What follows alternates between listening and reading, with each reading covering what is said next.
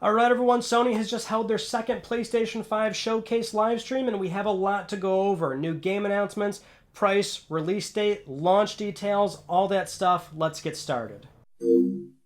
As per usual, we've got timestamps down below if you want to jump to the section that you're more interested in, but starting off, we'll do a recap of the 40-minute live stream, then the launch details, then my impressions of everything that we've learned so far. But starting with our recap, if you didn't catch the event and you want to get caught up to speed here, it opened with Final Fantasy 16 being announced and revealed, so the rumors were dead on accurate. This is a PlayStation 5 console exclusive, so presumably will launch on PC day and date, come to other platforms probably a year after. That's pretty typical for a timed exclusivity. But this game has a small caveat. It is the only game here that was captured running on a PC emulating the PS5 experience.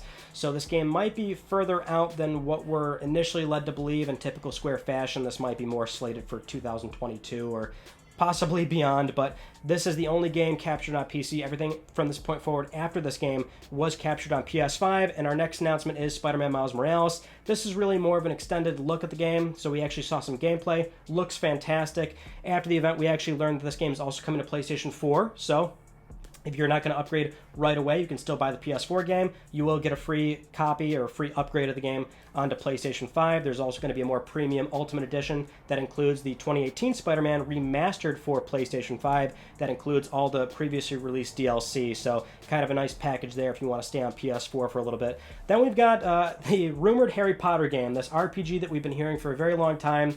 Left field announcement, but it's called Hogwarts Legacy, so we got a trailer for this. This is coming 2021. Then we got Call of Duty Black Ops Cold War, a gameplay trailer. We were expecting Call of Duty at the last event for the See the Future event, but that was before the formal announcement of this game. Now we know it exists. Well, we really always knew that, but here it was again. We learned about the alpha starting this coming weekend for PlayStation 4 players as an exclusive. Then we saw Resident Evil Village, another trailer coming 2021. This still looks great and totally creepy. Still no details on a PlayStation VR mode or anything like that, but another trailer for Resident Evil. Then a trailer for Deathloop coming the second quarter of 2021. This is still a PS5 console exclusive, so still coming to PC. This was recently delayed about a month or a month and a half ago, so it was moved back just a little bit, but still coming within those 6 months or so of PlayStation 5's launch. Then we saw DMC5 Special Edition available digitally at launch for PS5. So that will be available if you're interested in that. Doesn't look like there's a free upgrade for current owners from what we're seeing right now.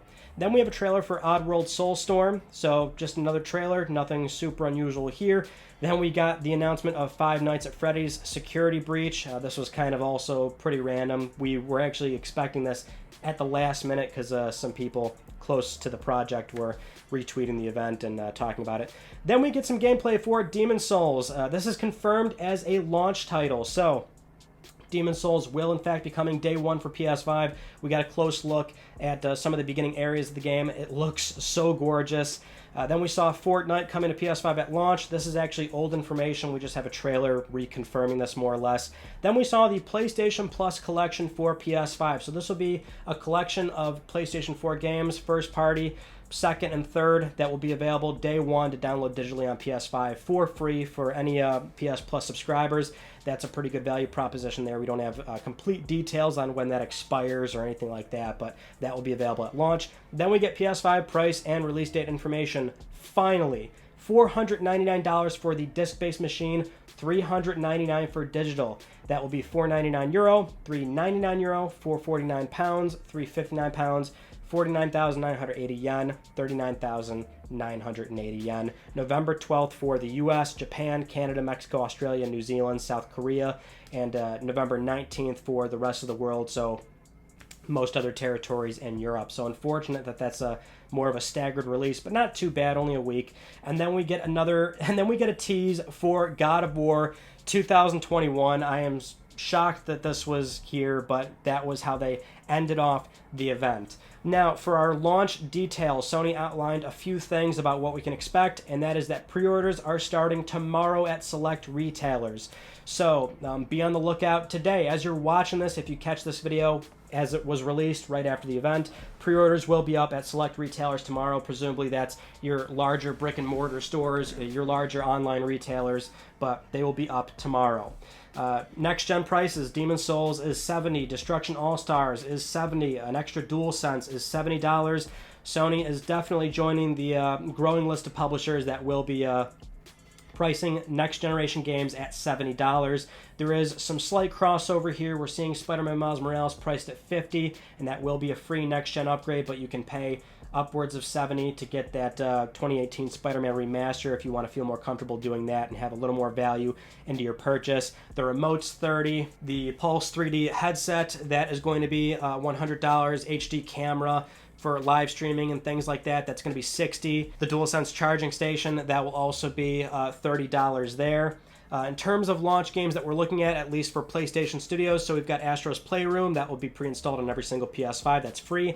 Demon's Souls, confirmed launch game. Destruction All-Stars, Marvel Spider-Man Miles Morales, including the Ultimate Edition, and Sackboy: A Big Adventure. This will also be a launch day game. Now, dialing back to the Spider-Man announcement that will be available on PlayStation 4, well, we also learned that Sackboy: A Big Adventure and Horizon Forbidden West will be coming to PlayStation 4 also.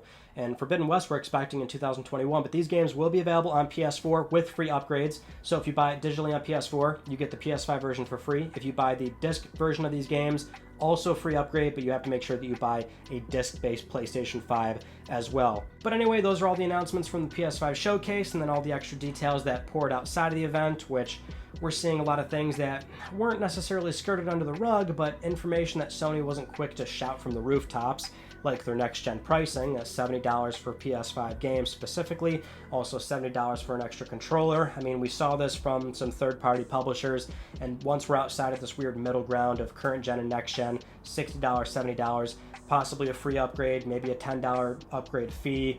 Once we're outside of that realm, it looks like we'll probably be looking at $70 games moving forward, possibly €80, which would really suck, and Australia's never really had super favorable pricing. But either way, that wasn't great to hear, although kind of expected. Seeing a lot of games coming to PlayStation 4 is, well, certainly there's some irony here, considering the constant conversation we've been having where Microsoft's been going in a different direction. Sony has appeared very conservative, but now we've learned that 3 of these games are also coming to PlayStation 4 as well, which would be Spider-Man, Sackboy: Big Adventure, and also Horizon Forbidden West, which arguably that's the most disappointing one here. I don't think people will get too upset about Sackboy being available on PlayStation 4. That's not a very demanding game. And then something like Spider-Man, while that may seem disappointing on the surface, this is a title, it's a big IP. It's going to move millions upon millions of units on PlayStation 5 alone, and now it's going to pretty much secure a 20+ million lifetime sale on PlayStation 4 and PS5. We see that 2018 Spider-Man coming to PS5 as well. You gotta assume that's gonna be sold separately if you don't buy the Ultimate Edition for Spider-Man Miles Morales. So, I mean, these games are going to do well over 20 million units in their lifetime, and that's something that's within Sony's best interest. So it's not all too surprising that game is going to be available on PlayStation 4, but Horizon is certainly the most disappointing one here. That's a game that you really want to see be a truly next-gen experience to really leverage PlayStation 5 in every single way possible. The game was developed first on PlayStation 4, that much we know with certainty.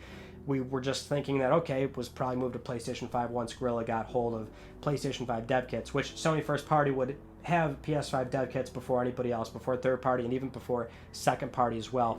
They would have priority with something like that. So it's unfortunate to see what was, we thought, we believe in generations, this conservative mindset of how a console traditionally is.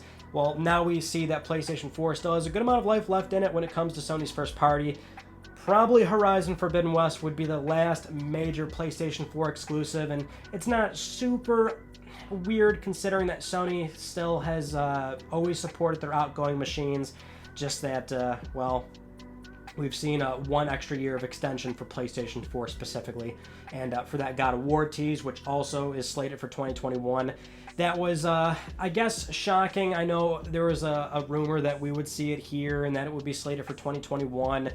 I think it's too early, and of course the fact that it was here, I said at minimum it would be a tease. That's exactly what we got. It's just a tease, no footage or anything like that, which kind of puts it in a weird area for, I don't know, at least for me, that might make it seem as though the game is up for debate on being delayed. 2021's pretty close for a game that will be very large and meaningful, and you would hope that one would be specifically for PlayStation 5. Outside of that, though, Final Fantasy 16, we had rumors going back a month and a half, 2 months ago now, that Sony was going to get pretty aggressive with third parties, and Final Fantasy 16 was one of them, that it would be a PlayStation 5 exclusive. That rumor was pretty much right on the money. We even saw a Twitter account being made last August, which told us, okay, this is probably happening, because that account was registered through a Square Enix email, and that's a pretty big get, although, you know, this is something where the alignment makes sense for PlayStation. You know, it's a major Final Fantasy game. It's a JRPG. These games always do well on PlayStation to begin with, and so the alignment there makes sense for Sony. But anyway, that price and release date announcement. So this is the most shocking revelation to me, because I've been saying for a bit that it won't be a $100 difference. I am still reeling in from that. It appears that Sony's going to be very aggressive in trying to sell you that digital machine before the disc-based model. A $100 difference of $500 to $399. Although at least I was still somewhat accurate in that this was going to be fairly predictable, right? Series S would be on the bottom. PS5 Digital Edition would be next. The more premium machines with disk drives would be at the very top, 500. So that's expected, but it really is surprising to see that Sony will take such a substantial loss on the digital machine just to sell it to you at $400 and to secure you into buying digital-only games through the PlayStation Store. And that is really what's at play here. I mean, they're going to be losing money on the disc-based model alone, so to see them lose this much money on the digital machine really tells you that they will do anything to get you into that box before the disc-based console. And the non-global launch is also pretty disappointing. That was something that we heard from Jim Ryan, that they wanted to assure that this would be the case moving forward with PlayStation 5. And so, while it's only a week, if you're in Europe, that's gotta sting, because you'll have to wait a week watching everybody else play PlayStation 5, and you won't be able to do that unless you want to pay an exorbitant amount to import a console, but then you've got a US-based machine. Not that that would be really problematic, but it's still disappointing if you do live in Europe or any of those other territories that has to wait a week or possibly longer for PlayStation 5. We also did not see the UI at this event. That was something that I really thought should have been here. It could have been a brief little thing, right? We saw a tease at the See the Future event, so I thought maybe they'll just have a very small snippet of somebody messing around with it for maybe 20-30 seconds, then they'll launch a game, and when they launch that game, that goes into a trailer, right? You just have to think about how they would demonstrate it here, and so that would have been appropriate. The fact that it wasn't here is disappointing. I mean, this is a key part of PS5. Outside the one-time fee that you might pay where you want to know about the price tag, this is the experience of how you'll use the platform for years down the road, so it really sucks that we didn't see that. This is probably, this was a show that really had more negatives on the outside of it than in, I think, because going into it, a lot of it was expected. I mean, we had to see gameplay for some of these first-party games, so like Spider-Man and Demon's Souls totally made sense, and they look great. The price, again, I've been saying for a while, it's predictable. You might see a $50 difference here and there, and we saw a $100 difference, which is welcomed if you want to buy the digital machine, but otherwise, that was also fairly expected. You weren't going to see some wild $600 price tag or anything like that. It's really more a matter of omitting information for a lot of these things. So again, Horizon's probably the most disappointing one here if you really are adamant about making sure that Sony moves on to next gen moving forward. You have to assume that that's the last major PS4 exclusive that we'll see that will be a cross-gen game. It's great to see that they're free upgrades, so I mean, there is that. If you buy these games on PlayStation 4, you'll get them on PlayStation 5 100% for free. It's just so obvious now that this will completely backfire on Sony's continued messaging of "we believe in generations." Granted, it really is just Horizon that is perhaps the most disappointing one here, and it probably will be just Horizon as that last major game that overlaps into the PS5's life cycle. But there is, of course, going to be direct comparisons to how Microsoft's been approaching Series X and Series S. Microsoft's been catching a lot of heat for this approach, and so surely Sony's going to be seeing the same, probably even worse, with Spider-Man and Horizon. Sony always loves supporting their previous generation hardware before the next one comes in, but we thought that was Ghost of Tsushima and The Last of Us Part 2, and even Death Stranding, that was towards the end as well. So now we've got another year going into PlayStation 5 for some of these PlayStation Studio games. It's not really good or bad per se, just that, again, the continued narrative that Microsoft faced is, well, it just doesn't look very good for Sony, right, when they were doubling down on exclusive next-gen experiences on PlayStation 5, when really what we are looking at is Destruction All-Stars, which is completely negligible, and Demon's Souls, which that is the one game that a lot of people, I think, are really looking forward to, and it does look quite good on the system. Then we have the PlayStation Plus collection for PS5 available at launch. This is an area where, you know, we have been theorizing, what is PS Plus going to look like on PS5? Because they have to do something, whether that's roping in PS Now, adding one PS5 PS Plus game at launch, or doing something entirely different. Was really, it could have went either way, and well, this is the one thing we're looking at here, where it's a collection of some of the best PS4 games available to download and play right off the bat from day one on PS5, which is great. I mean, the software lineup is really good. You've got some of the best games on PS4 available in that collection. You really can't go wrong with any of those titles. There's a varied lineup. Granted, they're all high volume sold games, so you probably have played a lot of them, but it's still a lot of quality titles that are just available for what is a current PS Plus subscription that you might already have going into PS5. This might tell us, though, that they won't actually offer a free PS5 game day one. This might be the benefit. So while we're not hearing anything about PS Now added or specific details on how long this collection will be available, will it be a rotating list, will it be a permanent list ongoing where titles exit in and out, kind of like Xbox Game Pass, you know, we really don't know. They haven't said too much by the way of the PS Plus collection, just that right now at launch a lot of PS4 games available to play day one.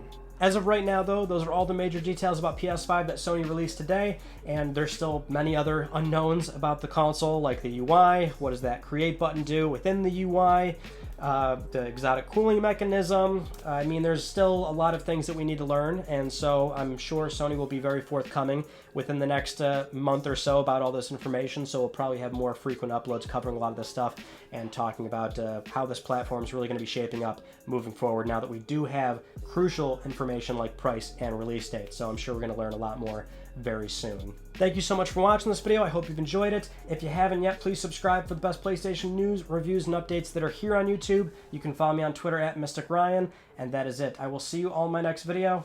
You take it easy.